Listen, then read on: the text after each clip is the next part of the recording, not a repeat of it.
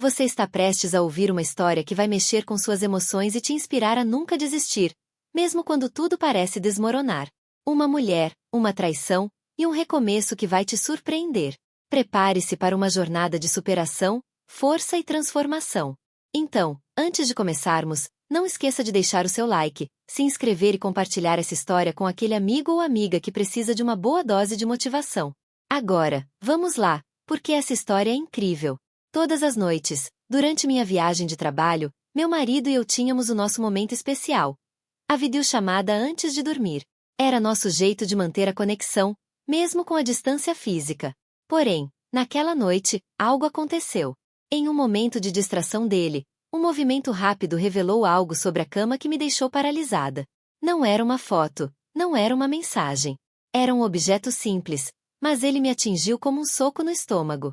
Naquele instante, percebi que a vida que eu conhecia era uma mentira. Meu corpo congelou, mas minha mente rapidamente entrou em ação. Eu não ia chorar ou gritar. Eu iria me vingar de uma forma que ele nunca imaginaria. E foi exatamente isso que fiz. Mas antes de seguir com a história, se você está se conectando com tudo o que estou dizendo, não se esqueça de deixar seu like, se inscrever no canal e, claro, nos contar de onde está assistindo. O seu apoio é fundamental para nós. Agora, vamos continuar. Estava semanas fora, mergulhada em reuniões e planilhas intermináveis.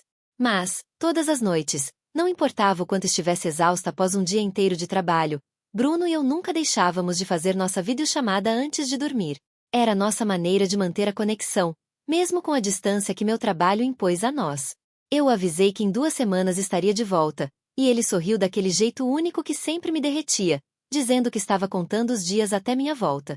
Nossa conversa seguia como sempre, até que algo começou a me incomodar. Percebi que ele não me olhava tanto pela câmera. Estava sempre olhando algo atrás do celular. Algo que não estava no meu campo de visão. Parecia preocupado, mas eu não falei nada. Continuei conversando como se nada tivesse acontecido. Até que, de repente, ele falou: "Amor, espera um segundo. Esqueci de pegar água." Foi um momento rápido, insignificante para qualquer pessoa normal. Ele se levantou da cama, inclinando o celular de maneira estranha enquanto se movia. E foi nesse breve descuido, aqueles 3 segundos, que meu coração parou e tudo ao meu redor começou a desmoronar. Olhei para o travesseiro ao lado dele e vi um celular rosa com uma capinha brilhante. Na minha parte da cama, meu corpo congelou, como se alguém tivesse aberto uma janela no inverno mais rigoroso. Conhecia cada detalhe da nossa casa, cada objeto no nosso quarto. Aquele celular, claramente, não era meu. Nunca tinha sido e muito menos de Bruno. Engoli em seco e senti um nó no estômago, mas tomei uma decisão. Não diria nada. Não queria confrontá-lo dessa maneira. Ele obviamente negaria tudo e poderia até destruir qualquer evidência. Então, rapidamente, continuei conversando, sorrindo normalmente, tentando manter a aparência de que nada tinha acontecido, como se não tivesse acabado de ver a prova de que outra mulher estava dividindo a nossa cama. "Te amo", disse Bruno ao final da chamada. "Também te amo", respondi, automaticamente. Mas aquelas palavras agora soavam vazias, como casas abandonadas. Desliguei a chamada e fiquei imóvel, olhando para o teto do hotel, enquanto minha mente corria em velocidade impressionante. Não haveria escândalo, não haveria lágrimas desesperadas ou mensagens acusatórias. A dor que crescia dentro de mim, o choque de perceber que minha vida era uma mentira, tudo isso seria transformado em algo mais. Cancelei todas as reuniões da semana, alegando uma emergência familiar, o que, para ser sincera, não era uma mentira. Preparei minha mala, organizei documentos.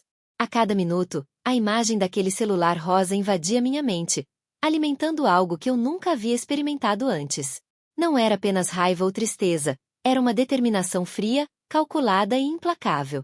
Abri o aplicativo da companhia aérea e, sem pensar 2 vezes, comprei uma passagem para o dia seguinte. "Surpresa, meu amor", sussurrei para mim mesma, sentindo uma frieza nova tomar conta de mim. "Estou voltando para casa." A noite foi interminável, mal consegui dormir. Revirei na cama, pensando em quantas vezes ele me ligou daquele mesmo quarto. Talvez com ela ainda lá, escondida. Quantas mentiras haviam sido ditas com aquele sorriso que eu adorava. Na manhã seguinte, peguei o avião de volta para casa e me mantive em silêncio. Apenas enviei uma mensagem tentando manter a normalidade. "Bom dia." Amor. O dia hoje vai ser cheio. Te ligo à noite. Só para ele não desconfiar. Ele não sabia que, a cada quilômetro percorrido, eu me aproximava não apenas do nosso apartamento, mas da verdade nua e crua que estava prestes a confrontar. Cheguei na cidade no início da tarde. Peguei um táxi do aeroporto e, curiosamente, não senti nervosismo nem hesitação. O que senti foi uma calma perturbadora. Pedi ao motorista para me deixar 2 quadras antes de casa. Não queria que o som do carro alertasse Bruno. Peguei a chave reserva que levei comigo na viagem. Segurei a alça da mala com força e coloquei a chave na fechadura. Entrei com o coração disparado, batendo tão forte que parecia querer sair do meu peito. Era o momento de descobrir quem realmente era meu marido. E, mais importante, era hora de mostrar a ele quem eu realmente era. Larguei minha mala no hall de entrada e entrei na sala, passos lentos, absorvendo cada detalhe. Procurava algo fora do lugar, alguma evidência de que uma mulher tinha estado ali nos últimos dias, mas tudo parecia exatamente como eu havia deixado. Perfeitamente arrumado. Então, fiquei parada, observando em silêncio. Foi quando ouvi um som abafado vindo da escada. Me aproximei devagar e ouvi melhor. Era o som do chuveiro ligado no andar de cima. Era terça-feira, 14 horas. Bruno deveria estar no trabalho. Ele sempre estava nesse horário. Tirei os sapatos e comecei a subir as escadas lentamente, cada degrau representando uma decisão consciente de enfrentar o que quer que estivesse me esperando. Peguei o celular e, sem pensar muito, comecei a gravar. Não sabia exatamente por quê. Talvez fosse para ter uma prova para mim mesma depois, para saber que não estava louca, que aquilo realmente aconteceu. O corredor parecia mais longo do que nunca. A porta do nosso quarto estava entreaberta. Empurrei-a suavemente, e a visão que tive me atingiu como um soco. A cama estava completamente desarrumada. Não parecia que só uma pessoa tinha dormido ali, mas 2. Roupas femininas, que não eram minhas, espalhadas pelo chão. Uma garrafa de vinho vazia na mesa de cabeceira, 2 copos usados. O som do chuveiro ainda estava lá, e agora, misturado a ele, eu ouvia risadas abafadas. Ouvi a voz de Bruno e uma voz feminina que eu não reconhecia. Meu estômago revirou. Minhas pernas ficaram fracas, mas continuei a caminhar, guiada por uma força que eu nem sabia que tinha.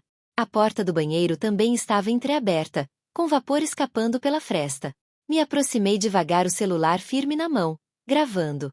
E então vi, através da fresta, Bruno e uma mulher de cabelos escuros e longos, juntos debaixo da água quente, abraçados, nus, trocando beijos e carícias como se tivessem todo o direito de estar ali, no nosso chuveiro na nossa casa.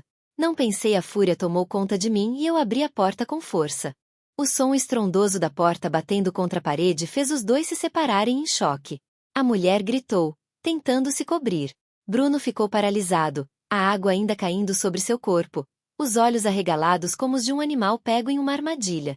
Vi a cor dele sumir. Imediatamente. Amanda. Ele gaguejou meu nome, confusão e pânico misturados em seu rosto, mas eu não disse nada. Não precisava. Continuei filmando em silêncio, capturando o momento exato em que meu casamento morria oficialmente diante dos meus olhos. A cena no banheiro ficou congelada por segundos que pareceram horas. Eu parada na porta, segurando o celular. Eles, nus e molhados, com expressões que misturavam choque e vergonha. A água do chuveiro continuava a cair, indiferente ao drama humano que se desenrolava ali. Você não deveria estar aqui. Foram as primeiras palavras de Bruno. Não pediu desculpas, não tentou se justificar. Simplesmente disse, você não deveria estar aqui. Como se eu fosse a intrusa na minha própria casa. Algo quebrou dentro de mim naquele momento. A dor se transformou em uma clareza cristalina. Interessante, respondi com uma calma que nem eu sabia que possuía.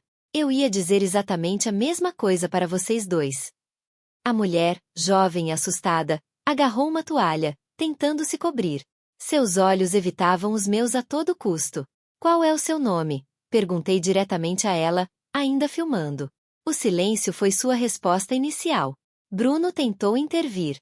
Amanda, por favor, vamos conversar. Não estou falando com você, cortei, sem tirar os olhos dela. Perguntei novamente. Qual é o seu nome? Mônica. Ela gaguejou finalmente. Mônica.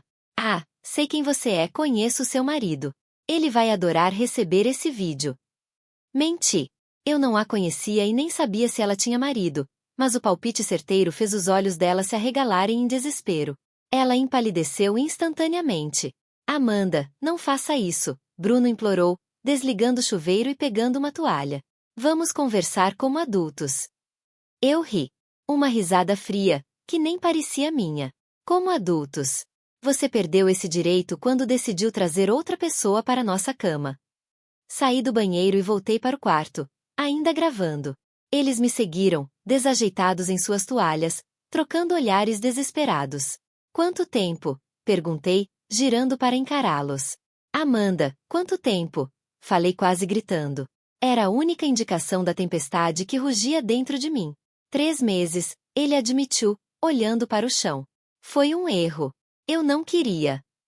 Poupe-me. Interrompi. Você não queria ser pego. Há uma grande diferença. Virei-me para Mônica, que parecia querer desaparecer.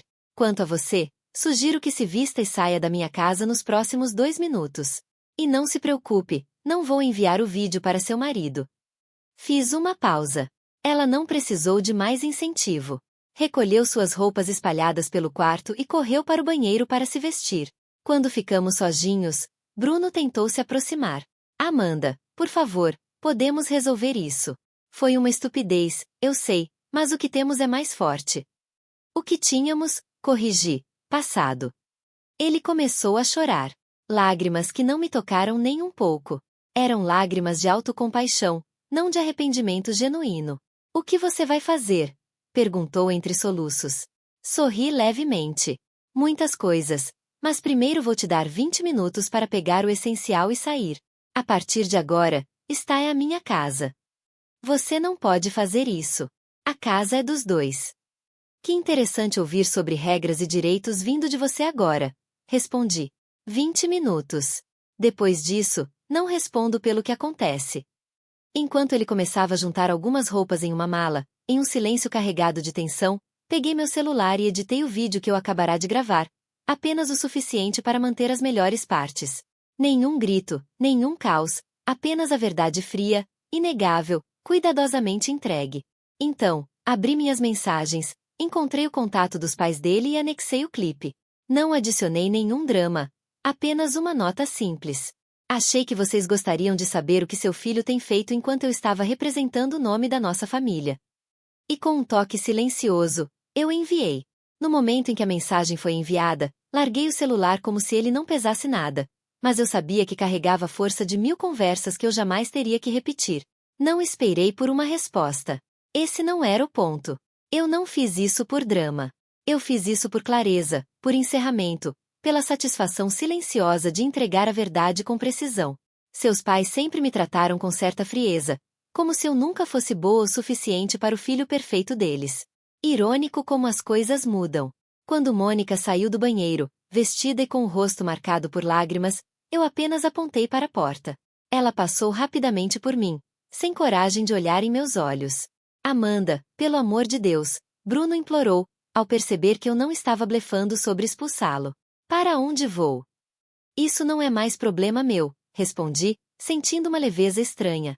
Talvez Mônica tenha um sofá disponível. 20 minutos depois, ele estava na porta com uma mala mal feita e os olhos vermelhos. Tentou uma última vez. Posso te ligar mais tarde quando você estiver mais calma? Não respondi. Simplesmente, antes que saísse, falei, me dê suas chaves. Ele hesitou. As chaves, Bruno. Agora relutante, ele tirou o chaveiro do bolso e o colocou na minha mão estendida. Nossos dedos não se tocaram. Adeus, disse, fechando a porta na cara dele. Assim que fiquei sozinha, a adrenalina começou a diminuir. Minhas pernas fraquejaram e eu escorreguei até o chão, encostando as costas na porta que acabará de fechar. As lágrimas finalmente vieram, não por ele, mas por mim, pelo tempo perdido, pela confiança quebrada, pela humilhação. Mas não durou muito. Algo dentro de mim havia mudado fundamentalmente. Enxuguei as lágrimas e me levantei. Havia muito a fazer. Fui até o quarto e olhei ao redor. Tudo parecia familiar e, ao mesmo tempo, estranho. O cheiro do perfume dela ainda pairava no ar, um lembrete doce e enjoativo de traição. Abri uma janela e deixei o vento levar. No dia seguinte, Troquei todas as fechaduras da casa. Bloqueei o número de Bruno. Ignorei as dezenas de mensagens que já se acumulavam de amigos e familiares dele. Sua mãe tentou me ligar 7 vezes. Deixei todas na caixa postal. À noite, ele apareceu na porta com flores. Observei pela janela do andar de cima, sentindo apenas pena. Suas chaves não funcionavam mais. Suas flores não significavam nada. Seus apelos não eram ouvidos. Naquela primeira semana, Bruno tentou de tudo. Mensagens no WhatsApp com números novos, cartas, presentes, até amigos como intermediários. Ignorei tudo. Contratei um advogado e iniciei o processo de divórcio com termos claros e inflexíveis. Não queria guerra, queria liberdade. A notícia se espalhou rápido. A imagem de casal perfeito que tentávamos manter socialmente desmoronou como um castelo de cartas. Sua reputação profissional foi arruinada quando descobriram que ele teve um caso com uma colega casada. A própria Mônica desapareceu. Pediu transferência para outra filial da empresa, longe da confusão que ela ajudou a criar. Os pais de Bruno, que sempre me trataram com desdém, agora ligavam pedindo desculpas. Tarde demais. Não atendi nenhuma das ligações. Quando você descobre uma traição, não é apenas a confiança que se quebra. É como se cada memória, cada momento compartilhado, fosse contaminado por uma dúvida retroativa. Quantas vezes ele tinha mentido antes? Quanto do nosso relacionamento era real? Essas perguntas me assombravam. Enquanto caminhava pelos cômodos da nossa casa, agora minha casa, cada objeto parecia contar uma história diferente da que eu conhecia. O sofá onde assistíamos filmes abraçados agora me fazia questionar se ele já tinha trazido Mônica ali quando eu viajava. A mesa onde jantávamos agora carregava a possibilidade de outras refeições, outros brindes, outras risadas. Não podia continuar assim. Precisava limpar não só a casa, mas minha própria alma. Comecei pelo quarto, arranquei os lençóis da cama e os joguei na lixeira do quintal. Peguei álcool e desinfetante e limpei cada superfície com uma fúria metódica. Não era apenas poeira que eu queria eliminar, era a presença dele, o fantasma da traição que parecia impregnado nas paredes. Após limpar fisicamente o espaço, parti para uma limpeza mais simbólica. Peguei fotos, cartas, presentes, tudo que me lembrasse dele e separei em caixas. Algumas coisas joguei fora imediatamente, outras, que ainda carregavam valor sentimental, apesar de tudo, guardei no fundo de um armário. Não estava pronta para me desfazer completamente do passado, mas precisava tirá-lo da minha vista. Rearranjar os móveis foi o próximo passo. Mudei a cama de lugar, troquei os quadros das paredes, reorganizei a sala. A casa começou a ganhar uma nova energia. Minha energia, não mais a nossa. A limpeza física e a reorganização do espaço refletiam o que estava acontecendo dentro de mim. Cada objeto removido, cada canto limpo, representava um pedaço do passado que eu me recusava a carregar. Não estava apagando o que vivi, estava escolhendo o que queria levar para o futuro. As primeiras semanas foram as mais difíceis. Havia um vazio que se instalava quando alguém que fazia parte da sua rotina diária desaparece. O silêncio parecia ensurdecedor às vezes. Peguei-me falando sozinha, apenas para ouvir uma voz humana ecoando pelas paredes. Mas, aos poucos, esse silêncio, que antes me assustava, começou a se transformar em algo precioso. Era o som da minha autonomia. O som de não precisar explicar, justificar ou pedir permissão. O som da liberdade que, embora nascida da dor, era genuína e minha. No segundo mês, algo mudou. Acordei uma manhã e, pela primeira vez, não pensei nele ao abrir os olhos. Foi uma sensação estranha, quase culpada, como se estivesse traindo a própria dor. Mas, logo percebi, era progresso, era cura. Comecei a redescobrir pequenos prazeres que havia abandonado durante o casamento. Passei a acordar mais cedo para ver o nascer do sol com uma xícara de chá. Voltei a ler na cama até tarde da noite, algo que Bruno sempre reclamava por causa da luz. Deixei velas acesas pela casa, criando uma atmosfera que me agradava, sem me preocupar se alguém mais gostava ou não. Foi nessa época que reativei amizades antigas. Marcamos um brunch no domingo, algo que sempre quis fazer, mas Bruno considerava uma perda de tempo. Cheguei ao restaurante nervosa, temendo as perguntas, os olhares de pena, mas minhas amigas me surpreenderam com normalidade e apoio discreto. Falamos de tudo, exceto dele. Por 3 horas, fui apenas Amanda.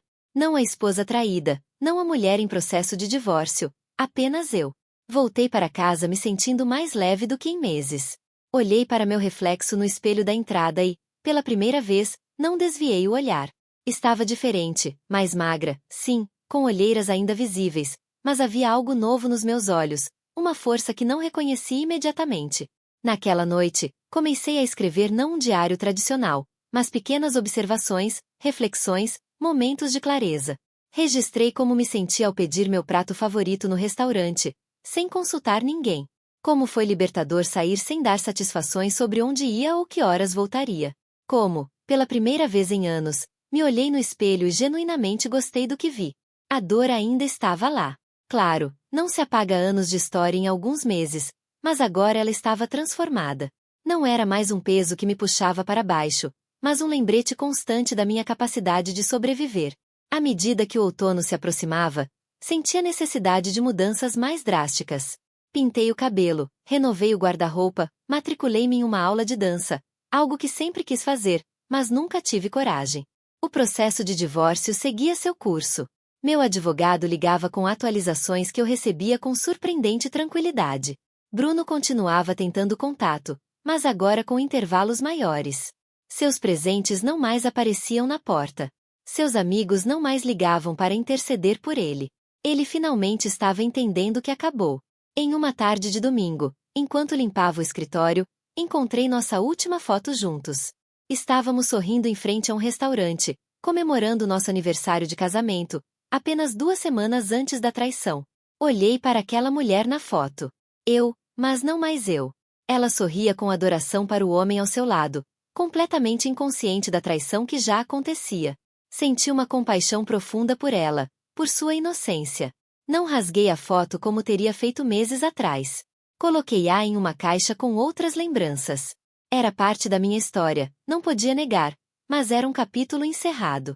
Naquela noite, tomei uma decisão impulsiva.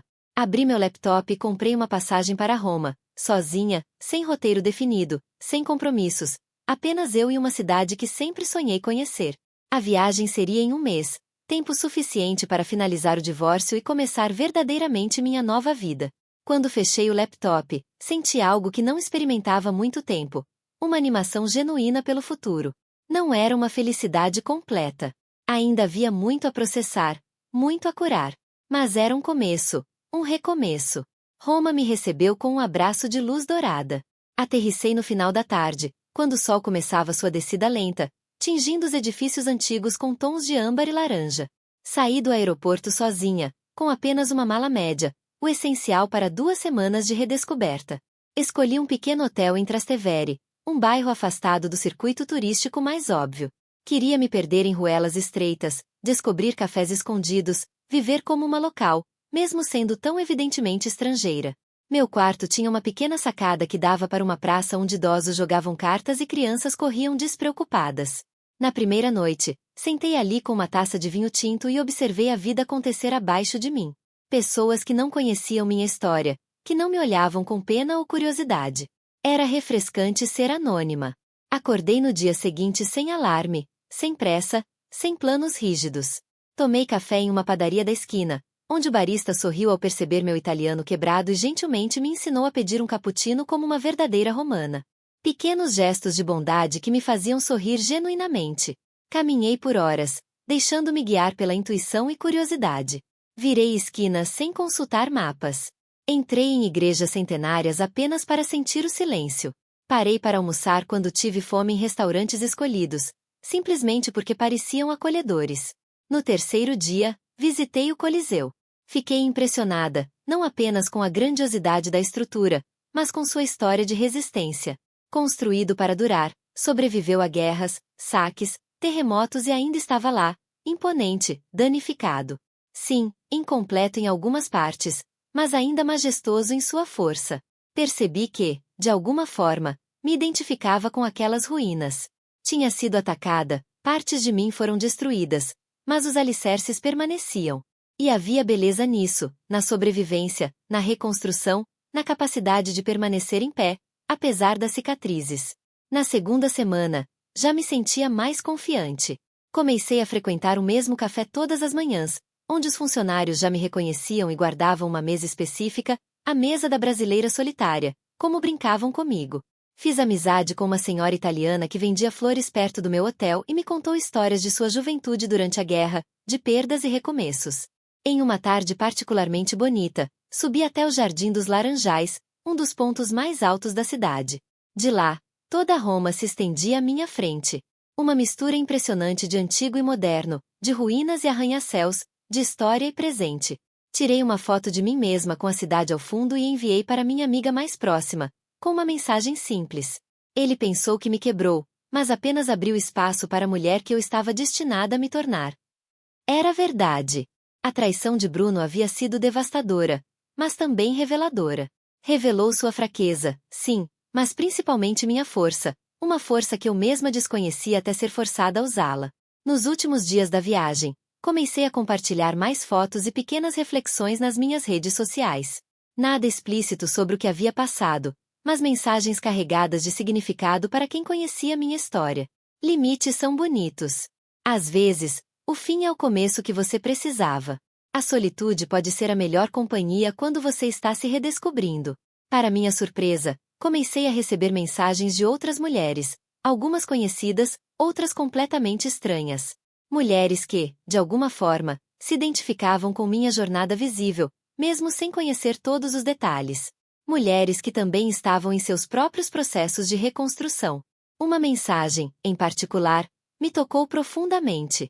Era de uma ex-colega de faculdade que eu não via há anos. Não sei exatamente o que você passou, mas quero que saiba que sua força tem sido inspiração para mim sair de um relacionamento abusivo. Se você conseguiu se reinventar, talvez eu também consiga. Sentada na sacada do hotel em minha última noite em Roma, respondi a todas essas mensagens. Não com conselhos, quem era eu para aconselhar, mas com solidariedade, com a certeza de que, sim, a reconstrução é possível, dolorosa, lenta, não linear, mas possível. Na manhã seguinte, arrumei minha mala para voltar. Não levava lembranças físicas da viagem, nenhum ímã de geladeira, nenhuma miniatura do Coliseu. O que levava era muito mais valioso. Uma versão mais forte, mais completa, mais autêntica de mim mesma. O voo de volta me deu tempo para refletir sobre os próximos passos. O divórcio estava quase finalizado. A casa, que uma vez foi palco de traição, agora era oficialmente minha. Bruno havia seguido com sua vida. Soube por amigos em comum que ele estava morando em outra cidade. Mônica havia desaparecido do mapa social. Não sentia prazer com a queda deles, não vibrava com as consequências que enfrentaram, porque a verdadeira vingança nunca esteve na ruína dele, mas na minha reconstrução. Não precisava mais diminuí-lo para me sentir maior. Não precisava de sua destruição para afirmar minha força. Ao chegar em casa, fui recebida pelo silêncio. Um silêncio que agora era confortável, acolhedor. Abri as janelas, deixando entrar ar fresco. Coloquei as roupas para lavar, desfiz a mala. Voltei à rotina com uma tranquilidade que só vem quando fazemos as pazes com nossa própria história. Na semana seguinte, fiz uma última reorganização na casa, não mais movida pela raiva ou pela necessidade de apagar o passado, mas pelo desejo de criar um espaço que refletisse quem eu era agora. Pintei uma parede de azul, cor que Bruno sempre achou muito chamativa. Pendurei um quadro abstrato que comprei de um artista de rua em Roma. Pequenas afirmações de identidade e autonomia. Em uma tarde de domingo, sentada no jardim com um livro no colo, percebi que a dor havia se transformado. Não desapareceu completamente. Duvido que algum dia desapareça. Mas agora, ela era como uma cicatriz antiga, visível, mas que já não dói ao toque.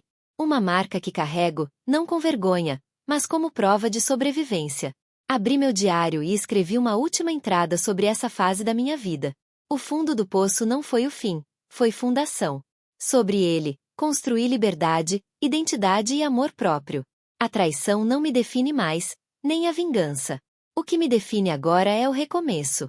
A mulher que renasceu dos próprios cacos e se transformou em uma versão que ninguém jamais poderá quebrar novamente.